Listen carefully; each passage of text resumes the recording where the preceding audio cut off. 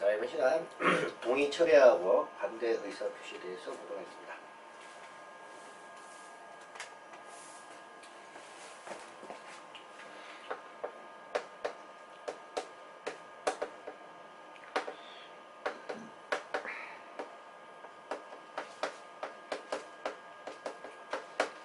여기서 이제 동의 철회의 기대인데 조합과 관련해서 조합 설비라든지 조합 결정과 관련해서 동의를 했다가 철회를 하거나 또는 동의 자체가 아니고 반대 의사 표시와 관련해서 각각 이제 토지 등 소유자가 하는 게 가능하고 이때 이제 의사 표시는 언제까지 해야 되냐 하는 얘기인데 원래는 동의에 따른 허가나 인가, 인가나 허가 등을 신청하기 전까지 동의했을 때는 이제 철회 또는 반대 의사 표시를 할 수 있다 이렇게 되어 있습니다.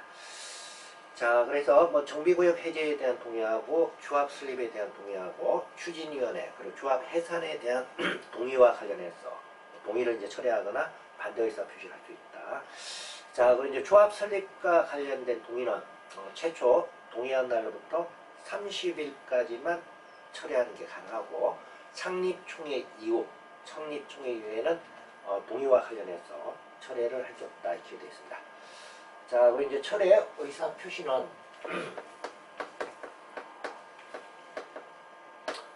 상대방 또는 시장 군수에게 철회 서점과 관련해서 내용 증명 방법으로 각각 발송해야 된다 이렇게 되어 있습니다.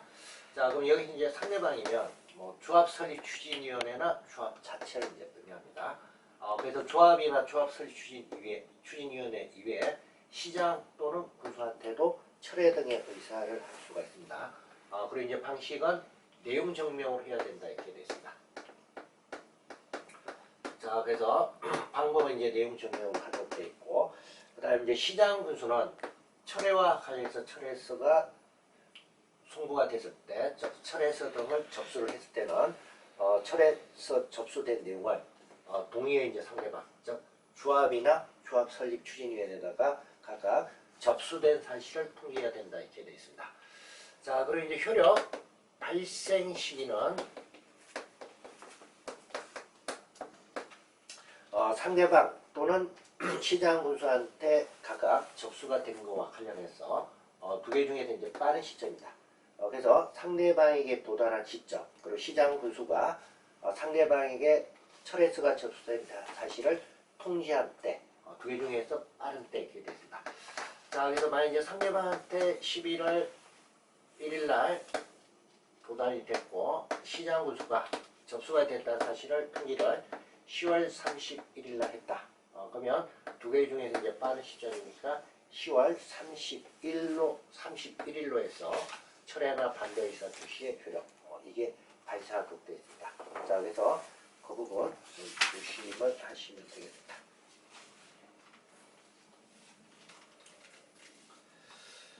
자, 그 다음에 이제 정비사업 조합과 관련해서 정관에 이제 작성이 나 있습니다.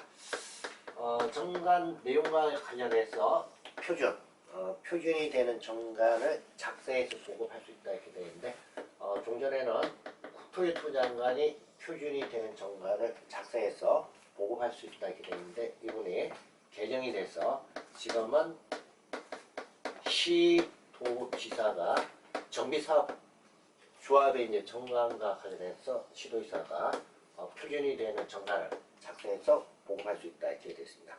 자, 그래서 표준 정관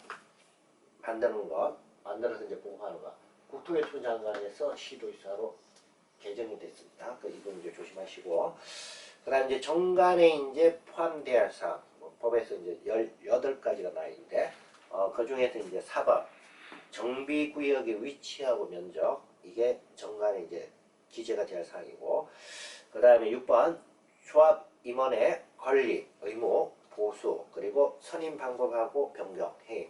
그리고 7번째 대의원 수하고 선임 방법하고 선임 절차, 대의원의 의결 방법.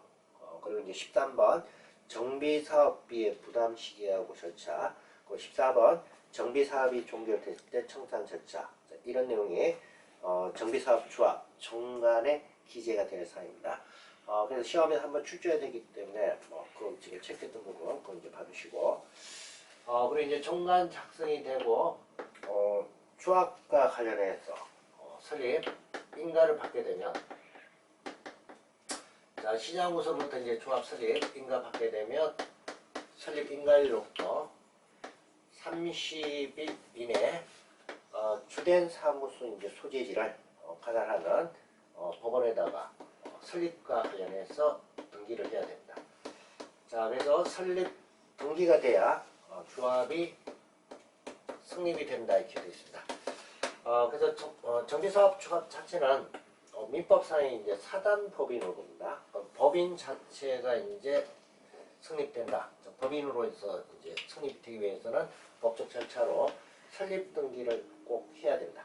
그래서 등기가 돼야 조합으로서 성립이 된다. 즉 법인으로서 권리 의무의 주체가 될 수 있는 법인이 된다. 그런 의미가 됩니다.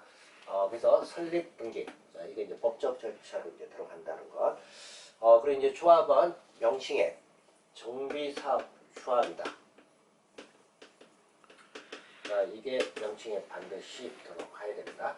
그래서 뭐 재건축 정비사업 조합이다. 또는 재개발 정비사업 조합이다. 그래서 정비사업 조합이라는 문구, 문자를 사용하도록 되어 있습니다. 자, 그 다음 이제 조합원은 이제 자격이 나 있고,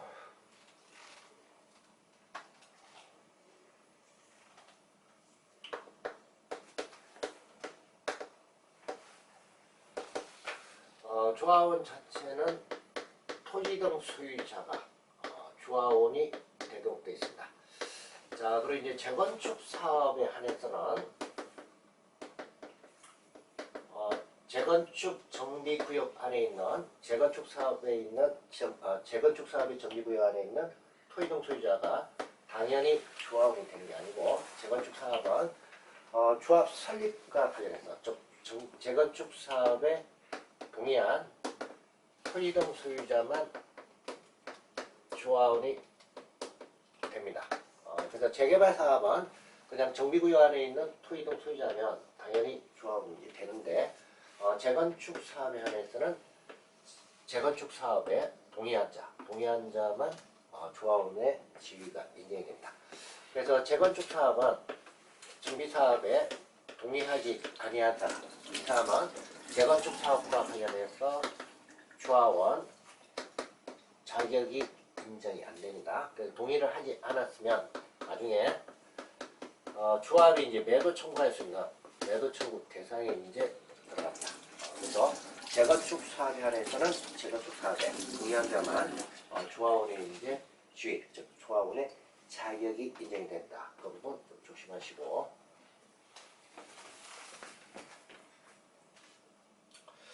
자, 그 다음 이제 전매 제한에 대해서 나인데, 재건축 사업하고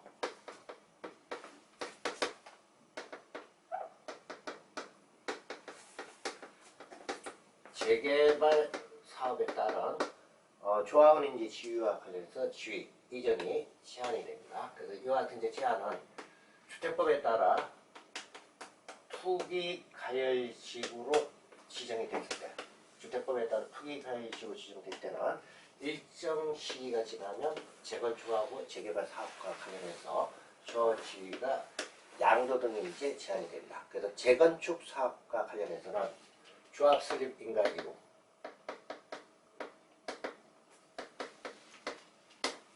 자 그리고 이제 재개발 사업과 관련해서는 관리 처분계획 인가 이후,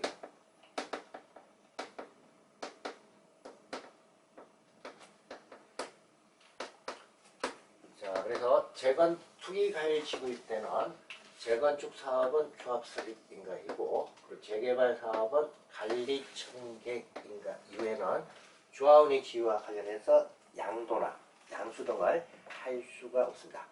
그래서 재건축하고 재개발 사업과 관련해서 각각 여기 전매 등이 이제 제한이 된다 이렇게 되어 있는데, 자 일단 요건 주택법에 따라 투기 가열식으로 지정된 지역입니다. 그래서 지금 뭐 서울 같은 경우는 뭐 강남구라든지 이런 지역은 재건축하고 재개발 사업과 관련해서 주한 지휘가 재건축 사업은 조합 설립 인가 이후, 재개발 사업은 관리 처분 계획 인가 이후 원칙적으로 이제 토지나 건축물과 관련해서 양수한 자는 주화운이 될 수 없다 이렇게 되어 있는데, 자, 양수라는 건 취득했다는 이야기죠. 그 취득했을 때는 토지나 건물을 취득했다고 해서 주화운이 될 수 없다 이렇게 되어 있습니다. 자, 그리고 여기서 이제 양수와 관련해서 원인이 상속하고 이혼 등을 이제 사유로 해서 양수한 경우 이렇게 되어 있는데, 이때는 여기 이제 제한 대상에서 제외한다 이렇게 되어 있는데, 제외된다는 건 이때는 토지나 건물을 상속이나 이혼 등의 사유에서 취득했다. 그러면 이때는 주화운의 이제 지위가 인정이 된다. 그런 의미가 됩니다. 자, 그래서 원칙은 안 된다. 그거 이제 잘 봐두시고, 그 다음에 이제 법에서 양도인이 법에서 정하고 있는 사유에 해당이 되면 이때는 거래가 이루어졌다 하더라도 양수한 자는 권하지 아니하다 이렇게 되어 있는데, 조합은 이제 지위가 인정이 된다. 그런 의미가 되겠습니다. 자, 그래서 법에서 총 9가지 사유가 나와 있습니다. 그 9가지 사유가 나와 있는데, 첫 번째 같은 경우는 이제 생업상 사정에 의해서 세대원 모두가 해당된 사업구역에 위치하지 아니한 지역으로 이전을 할 때, 이때는 허용이 된다 이렇게 되어 있습니다. 그리고 이제 세 번째는 세대원 모두 해외로 이주하거나 세대원 모두 2년 이상 해외 체류한다. 이런 경우도 허용이 된다. 그 내용이고, 그 다음에 이제 5번하고 6번하고 7번은 정비사업 자체가 진도가 사업 진행이 지연이 되는 겁니다. 그래서 5번은 주합 설립 인가일부터 3년 이상 사업 시행 인가 신청이 없는 재건축 사업과 관련해서 건축물을 3년 이상 계속하여 보유하고 있는 경우 있게 되겠습니다. 자, 그리고 이제 6번은 사업 시행 계획 인가일부터 3년 이내 착공하지 못한 재건축 사업과 관련해서 토지나 건축물을 3년 이상 계속 소유하고 있는 경우 있게 되겠죠. 그 다음에 이제 7번은 착공일부터 3년 이상 준공되지 아니한 재건축 사업에 토지를 3년 이상 계속 소유하고 있는 경우 있게 되겠습니다. 자, 그래서 5번하고 6번하고 7번은 사업 진행이 지연되는 거죠. 여기는 공통적으로 기간 다 3년이 나옵니다. 그러니까 3년을 해서 여기 이제 좀 봐주시고, 그 다음에 이제 손실보상 현황인데, 원래 재건축 사업일 때 조합 설립인가 이후에는 양수했다 하더라도 조합 지위가 인정이 안 된다 이렇게 되어 있는데, 그 같은 경우에는 사업 시행자, 즉 조합이 조합원의 자격을 각각 취득할 수 없는 자에 대해서 손실과 관련해서 보상을 하여야 한다 이렇게 됩니다. 보상한다는 건 조합 자체가 취득을 한다. 그리고 그 취득에 따라서 손실 보상을 하도록 되어 있습니다.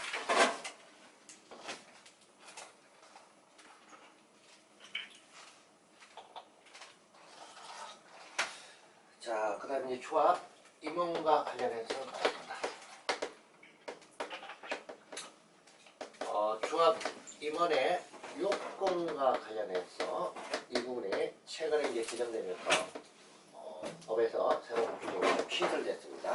이 부분은 좀 잘 이해해 주시고, 자, 그래서 조합의 이제 임원은 일단 조합장 임명과 이사 감사를 조합 임원을 한다 이렇게 되어 있습니다.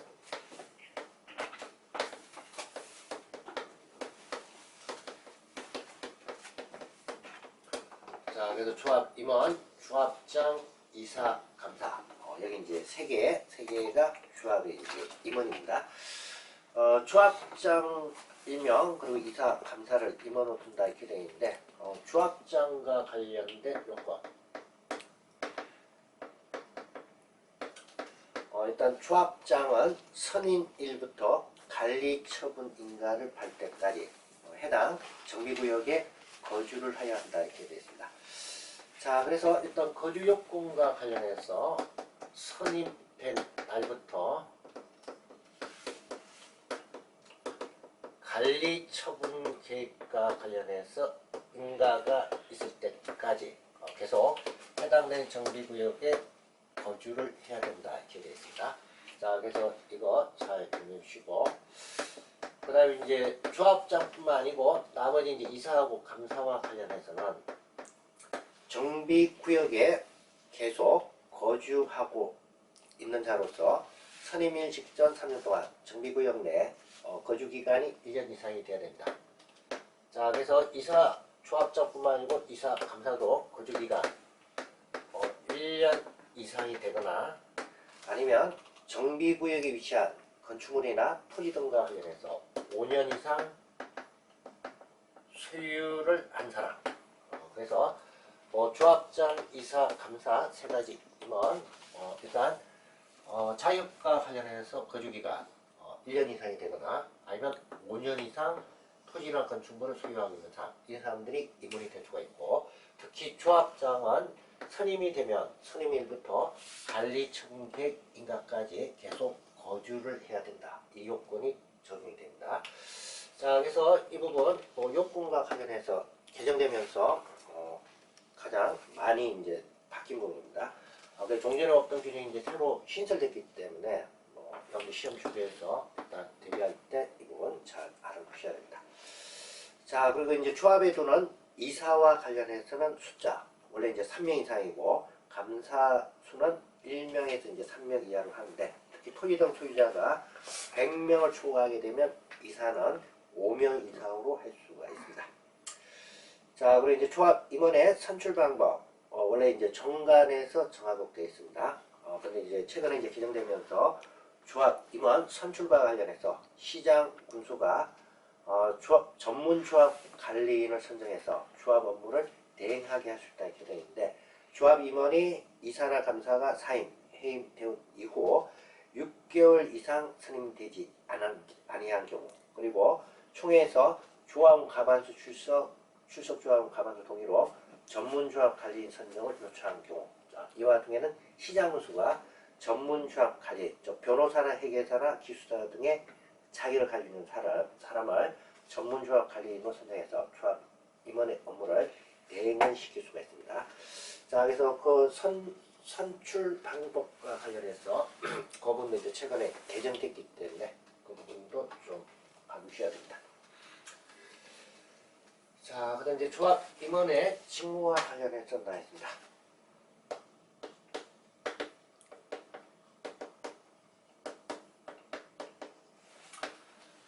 조합 임원의 이제 직무와 관련해서 조합장하고 이사, 감사 가까이 이제 관련된 직무가 나와 있고, 특히 이제 조합장하고 이사가 조합을 대상으로 해서 계약을 체결하거나 또는 소송을 제기할 때, 이때는 감사가 조합을 대표하도록 되어 있습니다. 민법상 이제 자기계약 등하고 유사하기 때문에 조합장 또는 이사가 자기를 위한 조합하고 계약을 체결하거나 또는 조합을 상대로 소송을 제기했다. 이때는 감사가 조합을 대표하도록 되어 있습니다. 자, 그리고 겸직 금지입니다. 다른 조합의 이제 임원이나 또는 직원을 겸할 수 없다 이렇게 되어 있고, 그리고 조합 임원의 이제 임기와 관련해서는 법에서 이제 3년이고 정관으로 이제 임기를 정하고 연임을 할 수 있다 이렇게 되어 있습니다. 자, 그다음 임원과 관련해서 결격 사유에 대해서 보도록 하겠습니다. 자, 결격 사유도 최근에 이제 개정된 부분이기 때문에 조심하셔야 되고, 그래서 결격 사유는 조합 임원이 될 수 없는 그와 같은 사유 이제 결격 사유입니다. 자, 그래서 다음에 이제 일반적인 이제 사항이고 개정된 사항이 제일 결격 사유 이제 제일 마지막. 이 법을 위반해서 이렇게 되어 있는데, 정비사업법을 이제 위반해서 벌금 100만 원 이상의 경우에 선고받은 경우 이렇게 되어 있습니다. 좀 전에 이제 도시 및 주거환경정비법 위반해서 벌금 100만 원 이상 선고가 되면 결격 사유 기간이 5년이었습니다. 근데 이 부분이 지금 이제 개정돼 가지고 지금은 정비사업법 위반해가지고 벌금 100만 원 이상 선고가 되면 결격 사유, 즉 임원이 이제 될 수 없는 기간, 지금 이제 10년으로 해가지고 개정이 됐습니다. 그래서 여기 지금 벌금과 관련해서 이제 결격 사유 기간 10년 이제 적용이 된다. 그 이제 좀 조심하시고, 그다음에 이제 임원과 관련해서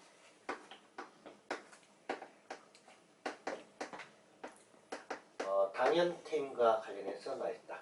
여기 이제 당연태임이라는 건 법에서 정하고 있는 사유에 해당하게 되면 뭐 조합장이나 이사나 감사 여기 이제 지위에서 당연히 퇴임한다 그런 의미가 되겠습니다. 그래서 일단 결격 사유에 해당이 되면 당연 퇴임, 결격 사유가 어느 한에 해당이 되면 당연 퇴임에 해당이 됩니다. 그 다음에 이제 두 번째 조합 임원이 자격 요건을 갖추지 못한 경우 이렇게 되어 있는데, 자 여기서 이제 자격 요건 좀 전에 했던 거주 요건, 그래서 조합장이나 이사나 이사나 감사가 되려면 선임일 직전 3년 동안 정비구역 내 거주기간이 1년 이상이 돼야 된다. 그 다음에 이제 만약에 토지나 건물을 이제 소유하게 되면 소유기간 5년 이상 소유해야 된다. 이게 일단 자기 요건이고, 조합장은 여기 요건 이외 거주 요건, 그래서 선임일부터 관리청계 인가할 때까지 거주를 해야 된다. 이게 이제 자기 요건입니다. 여기 이제 해당되지 않으면 마찬가지로 당연퇴임으로 되어 있습니다.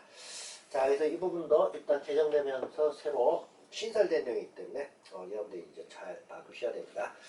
자, 그 이제 당연퇴임하게 되면 퇴임하기 전에 관여한 행위와 관련해서 효력이 있는데 그 행위는 효력을 잊지 아니한다 이렇게 되어 있습니다.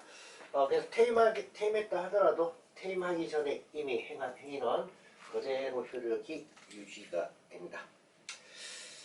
자, 그리고 이제 조합 임원과 관련해서 해임과 관련해서 나와 있습니다. 그래서 해임은 조합원 10분의 1 이상이 요구로 소집된 총회에서 조합원 과반수 출석 조합원 과반수 동의를 받아 해임을 할 수 있다 이렇게 되어 있습니다. 자, 그리고 이제 임원 해임과 관련해서 총회 의사 진행과 관련해서 총회 소집 진행할 권한, 이거는 요구자 대표로 선출된 자가 조합장의 권한을 대행하도록 되어 있습니다.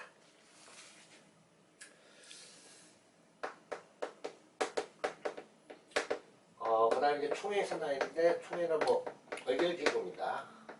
그리고 이제 총회는 반드시 둬야 되는 필수기간, 여기 이제 해당이 됩니다.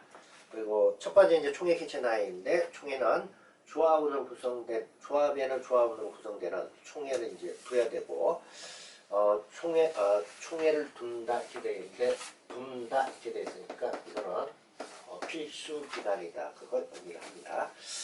자, 그리고 총회 소집입니다. 조합장이 직권으로 소집하거나 조합원 5분의 1 이상,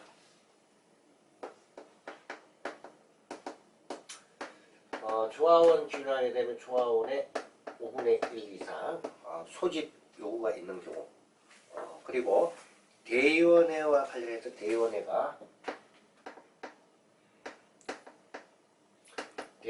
3분의 2 이상의 각각 소집 요구가 있다.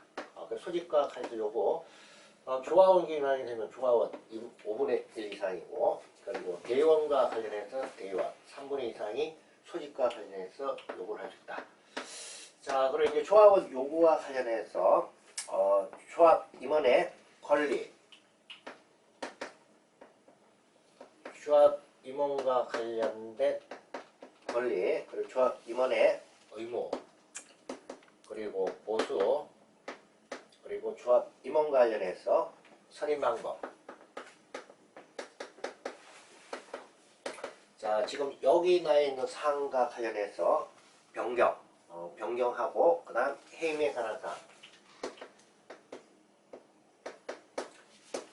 해임하고 선임에 관한 각각 사항 관련해서 변경, 이런 부분과 관련해서 조합총회를 소집할 때, 이때는 총회 소집과 관련해서 10분의 1 이상입니다. 그래서 이때는 여기 나와 있는 항목과 관련해서, 즉 조합 임원과 관련해서 관련된 사항을 의결하기 위해서 소집할 때는 조합원 10분의 1 이상의 소집 요구입니다.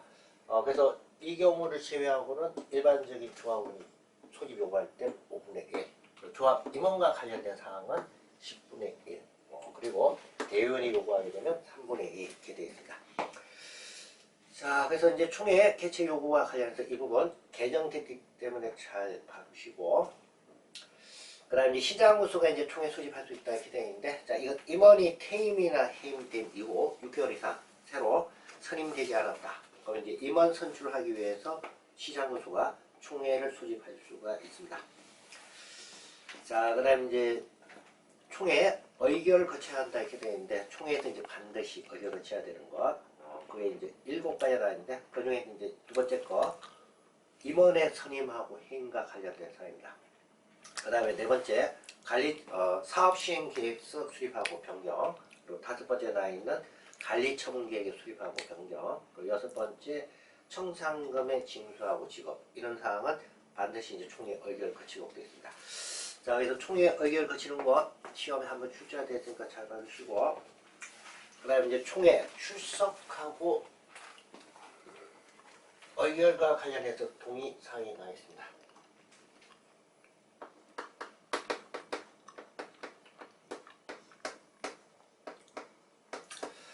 자, 그래서 총회 출석과 관련해서는 조합원 100분의 10 이상, 10% 이상이 직접 출석을 하는 것, 이게 이제 원칙입니다. 그리고 여기 요건에 대해서 창립총회, 그리고 사업시행계획서하고 관리처분계획이 되어 있는데, 창립총회하고 정비사업과 관련해서 중요 계획입니다. 사업시행계획하고 관리처분계획과 관련해서 수립하고 변경, 사업시행계획하고 관리처분계획은 정비사업과 관련해서 가장 직접적인 계획입니다. 오늘 여기 나와 있는 창립총회하고 사업시행계획하고 관리처분계획 수립하고 변경과 관련해서는 조합원 100분의 20, 20% 이상이 직접 출석해야 된다 이렇게 되어 있습니다. 여기 이제 세 가지 경우를 빼고 나머지 일반적일 때는 조합원 100분의 10 이상, 10% 이상이 직접 출석해야 된다 이렇게 되어 있습니다. 자, 그 다음에 이제 동의요건과 관련해서 나와 있습니다. 그러니까 동의요건과 관련해서 정비사업비의 조합원별 분담 내용하고 관리처분계획에 수립하고 변경하게 되어 있는데, 다 돈하고 관련된 겁니다. 그래서 돈하고 관련된 거는 조합원 과반수의 동의를 받아야 한다 이렇게 되어 있습니다. 그리고 특히 정비사업비가 10% 이상 늘어날 때, 즉 증가가 될 때는 조합원 3분의 2 이상 동의를 받아야 한다 이렇게 되어 있죠. 자, 그래서 일단 검정 관련해가지고 분담 내역, 조합원별 분담 내역하고, 그 다음에 관리처분계획에 수립하고 변경하게 되어 있는데, 관리처분계획은 주로 분양과 관련된 계획입니다. 그래서 이와 같은 계획은 중요 사항이니까 과반수 동의고, 특히 사업비가 10% 이상 증가할 때는 조합원 3분의 2 이상 동의를 받아야 한다 이렇게 됩니다. 자, 그래서 동의요건도 시험에서 이제 종종 출제가 되니까 잘 보셔야 됩니다.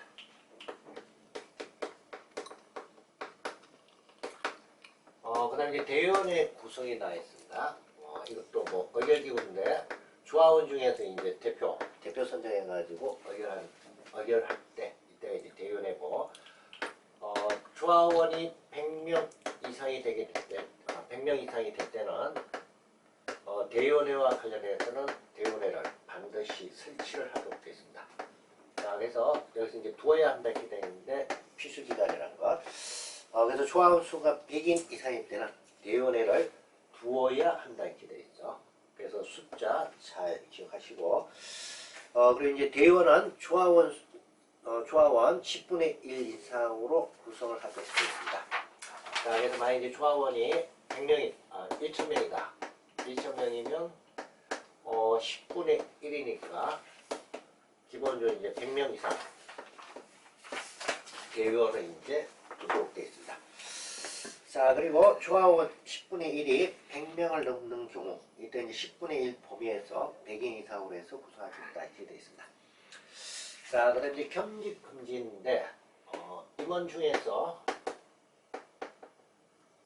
조합장하고 이사, 감사가 조합이 임원입니다. 근데 이제 조합장은 대의원의 구성과 관련해서 대의원의 의장이 되고, 나머지 이제 이사하고 감사는 대의원이 겸직이 허용이 안 됩니다. 이 부분이 이제 시험에서 자주 출제되는데 임원 중에서 주합장은 대의원의 의장이 당연히 대의원의 의장이 된 거고 이사하고 감사는 이사 감사 직위하고 대의원 함께 겸직을 못하도록 법에서 규정이 되어 있습니다. 자 그래서 주합장이 아닌 주합 임원은 이렇게 되어 있는데 주합장이 아닌 주합의 임원은 이사하고 감사죠. 이사하고 감사는 대의원의 겸직 안 됩니다. 이 부분은 이제 법에서 명규정으로 하지 못한다 이렇게 되기 때문에 시험에서 이제 종종 출제가 되기 때문에 잘 알아두셔야 된다. 자, 그 다음 이제 계약의 방법하고 시공자 선정 나있습니다. 정비사업과 관련해서 계약 체결과 관련해서 방식, 그래서 뭐 계약, 공사나 용역, 뭐 물품 구매 이런 거와 관련해서 계약을 체결할 때는 원칙은 일반 경쟁에 붙여야 한다. 일반 경쟁에 붙이고 특히 계약 규모나 시급한 경우 이런 경우에 한해서 입찰 참가자를 지명해서 경쟁에 붙이거나 수의 계약으로 할 수 있다 이렇게 되어 있고 그런 경우 시행하고는 원칙적으로 일반 경쟁에 의해서 하도록 되어 있습니다. 자, 그리고 이제 금액이 법에 정하고 있는 규모를 초과하게 되면 국가종합 전자조달 시스템, 조달청에서 운영하는 그와 같은 이제 전자 시스템을 이용해서 각각 일반 경쟁으로 하도록 되어 있습니다. 자, 그리고 이제 조합 계약 중에서 시공자 선정과 관련된 계약 시기입니다. 그래서 시공자 선정과 관련해서는 원칙은 조합 설립 인가 받음 이후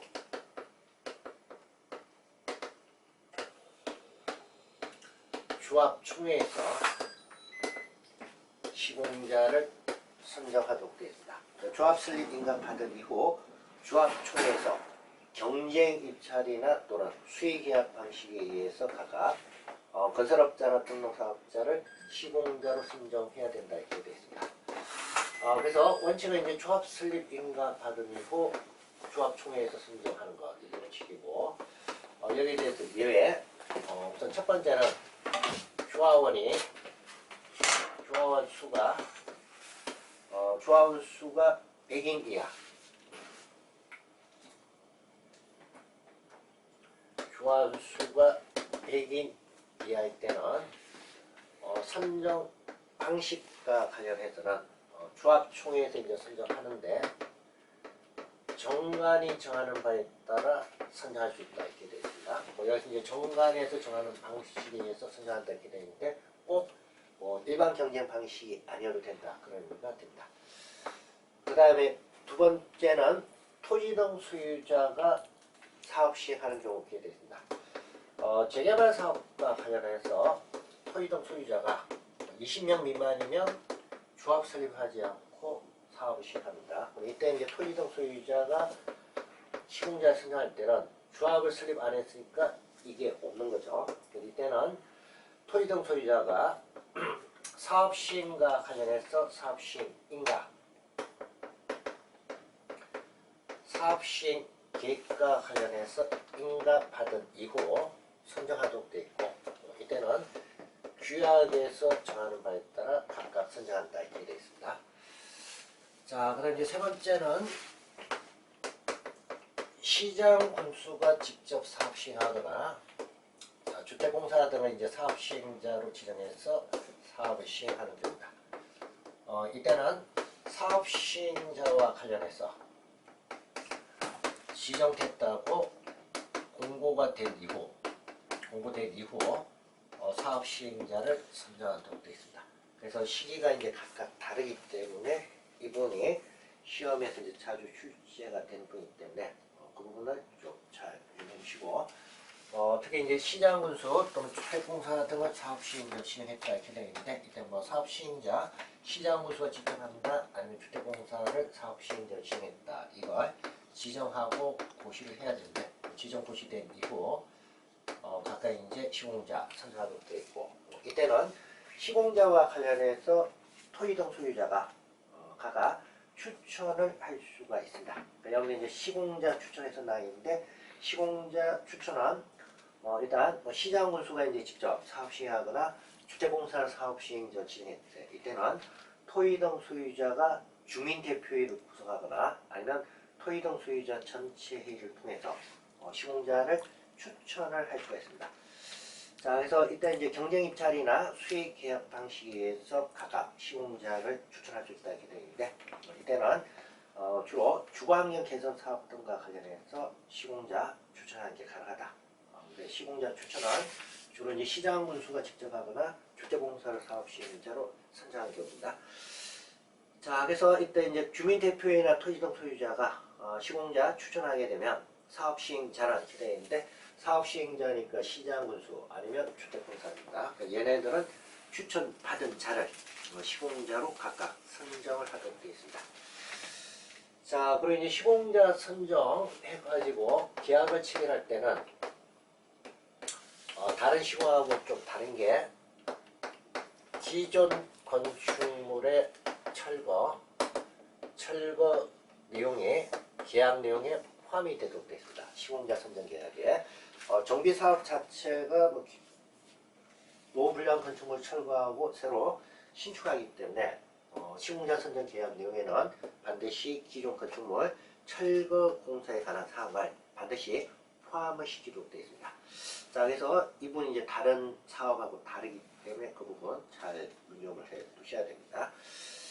자, 그래서 시공자 선정까지 해서 이번 시간 수업은 여기까지 하도록 하겠습니다. 수고하셨습니다.